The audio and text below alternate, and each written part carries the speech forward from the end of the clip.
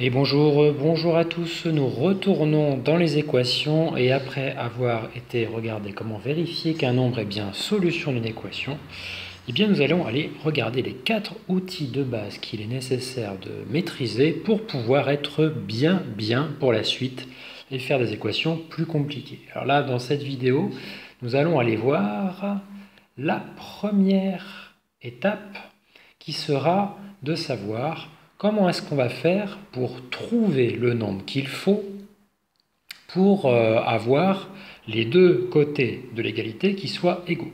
Donc x étant le nombre à chercher. Nous ici, on va essayer de mettre ça justement en valeur en montrant la méthode qui permet de le faire. Juste avant, un petit rappel.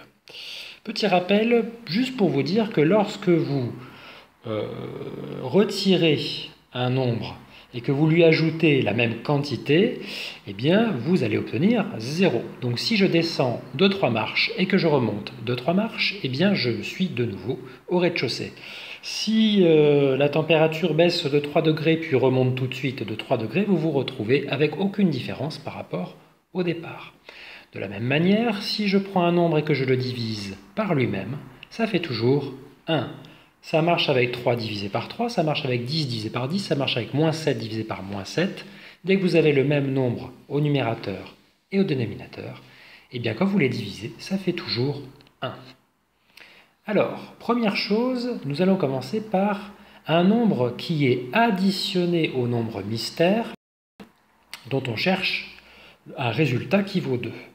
Bien sûr, vous allez me dire, c'est 1.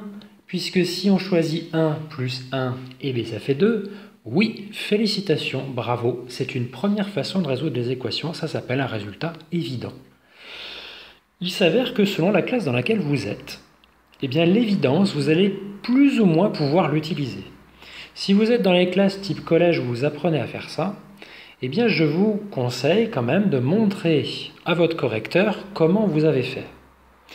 Pour la suite, ceux qui sont plutôt, allez, on va dire au lycée, même si vous pourriez commencer un petit peu en troisième à le faire, si vous voyez que la solution est évidente, ça dépendra des cas, mais dans certains cas, on pourrait aller directement au résultat. Oui, tout à fait.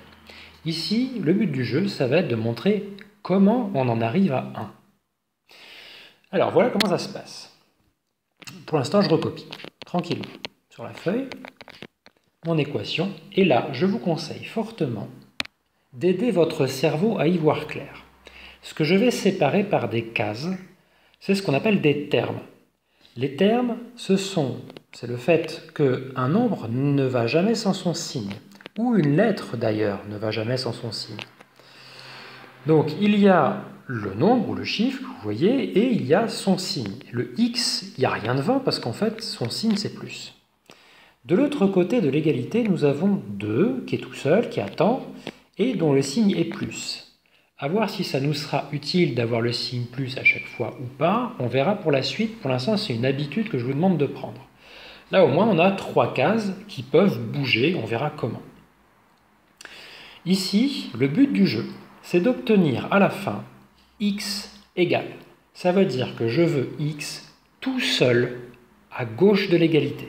Autrement dit, tout ce qui n'est pas x, c'est-à-dire ici la carte plus 1, doit voyager de l'autre côté. Voici une première façon de faire. Et ce qu'on va faire, c'est que on va laisser un petit peu de place.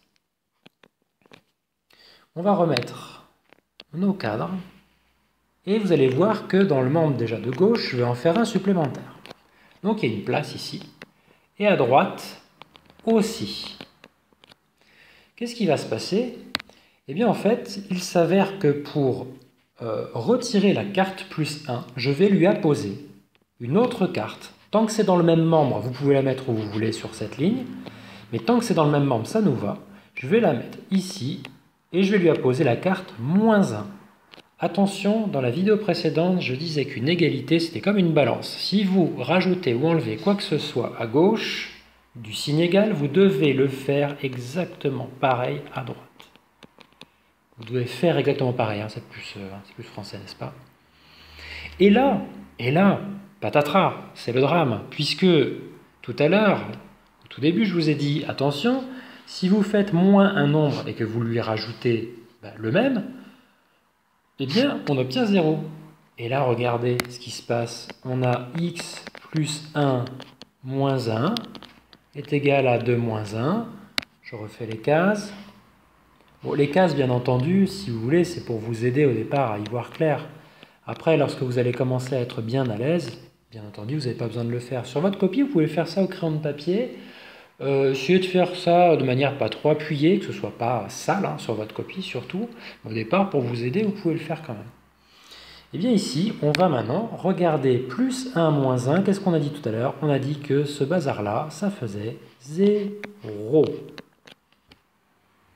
Et donc du coup, on se retrouve avec une carte x à gauche qui va être égale au résultat de 2 moins 1 qui fait 1. Et le voilà, notre x qui vaut 1.